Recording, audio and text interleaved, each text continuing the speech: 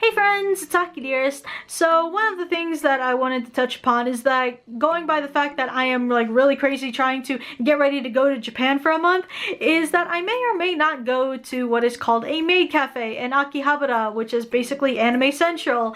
Maid cafe, it's self-explanatory. I'm pretty sure everyone has heard of it, and I wanted to actually share my experience of a time in my life where I actually did work at a maid cafe and did attend some, and each and every time has maybe been worse than the last, in all honesty. But, you know, I thought that, like, I wanted to touch upon my experience with maid cafes because eventually, you know, you hear people like talking about it. Almost anyone in the anime and otaku community that aspires to go to Japan or plans to go to Japan, it's one of those things that eventually you just have curiosity kills the cat and you just do it. Whether or not that you may not like it by the time you come out, at least you can say that you just did it. So that's exactly what I did. That's the reason I tried to give maid cafes a try, because by this point in my life, I tried other things like such as DDR competitions, cosplay competitions, K-pop dance battles, you name it. A lot of the stuff that otaku culture just kind of pushes in your face, and so maid cafes, I feel like, has embedded itself into our community. Whether or not that we like it, it's just there. Everybody knows about it. So that's what inclined me to join. So I'm going to be sharing with you guys of everything that I thought about being in a maid cafe and just attending it in general. In short, I did not like one bit of it, honestly, and probably each time was maybe worse than the last. Now, again, this is all just personal preference from my perspective because I'm not really into that scene in the first place, so obviously I wasn't going to like it. But I'm going right into it. So I'm going to go into the pros of what it was like being a maid at a cafe. So the first thing that is actually good about being a maid at one of these things is that you get to socialize, meet new people, share your love for otaku culture with them. If you like acting, which I had basically a hatred for in this area, the biggest thing is that you get to socialize with people that like the same things you do. So the people themselves, they were really cool, like the customers themselves, and some of the people that I was actually serving with, like other maids and other butlers that were with me, like some of the people on the team are actually pretty effing cool. And the other pro that I wanted to actually point out, which is the only other one, is that you get to wear something cute. And you get to just wear this really cute outfit, whether you're a butler or a maid. You get to just run around in this really nicely done cosplay and just serve delicious little snacks. So now going into the cons of everything, which is like much more extensive. The first thing and the main thing that I just don't like about maid cafes is just how cringy the environment is. I mean, it's great to have something that you don't really have access to outside of Japan. The only way that you're gonna find a maid cafe is if you go to an anime convention. And from all the stories that I've heard from my friends that have been to Japan's maid cafes, it sounds like it's just as bad, if not a little bit worse, than the ones that I've attended and been a part of. But the reason why it was cringy was because when I was a maid, you're obligated to kind of put on this act and kind of bless the food, which is like maho maho cute, and like it was super cringy, and I can see from like the customers' eyes that they just want their food. Like, imagine this: oh, here's your food, sir. Oh, but before we do that, we have to bless the food. So repeat after me: maho maho cute.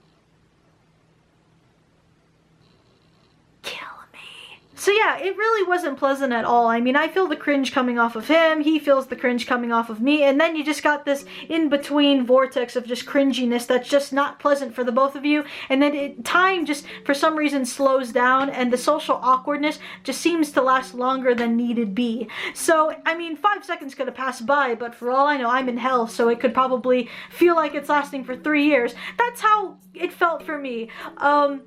So that's like the main point, is just how like cringy it is just to put on this little moe act, which I guess it just comes from like that little fetish of like maids and moe and being clumsy and cute. And if you are into that kind of environment and that personality, then you know what, by all means rock at it, because obviously I just can't play the part very well, and it's just me. I'm just crazy about this. The second part that I wanted to get into is like the food. The snack, they're like little snacks that you can easily make at home or like buy at a grocery store, but I guess the whole part of a maid cafe is just basking in the environment of it being a cafe. It's not really there to feed you and fill you up per se, but more as like having eye candy of a girl in a maid outfit serving you food, and then that's basically it. And then you pay probably a lot of money for that experience, where the decorations look like probably bed sheets that were brought from home or something, and it's really not that great from my experience. So in short, what I'm saying is, like, you're paying 60 to 80, maybe more